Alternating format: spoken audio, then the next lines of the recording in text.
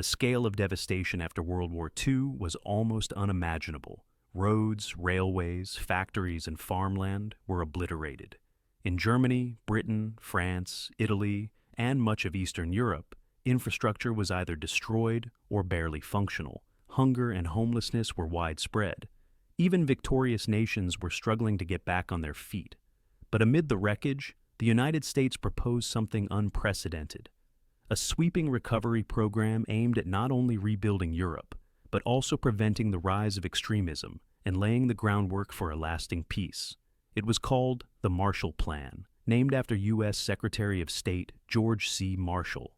Announced in 1947, the plan offered massive financial aid to European countries, including Germany, to help them rebuild their economies, restore industry, and modernize infrastructure.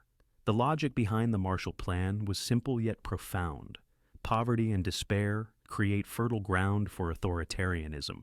By helping nations recover economically, the U.S. hoped to prevent the spread of communism, particularly as tensions with the Soviet Union escalated into the Cold War. Over 4 years, more than $13 billion, over $100 billion in today's dollars, was funneled into Western Europe. This money helped jumpstart production, create jobs, and rebuild cities. Nations like France, West Germany, and the Netherlands experienced rapid growth. The plan wasn't just charity, it was a strategic investment in peace and stability.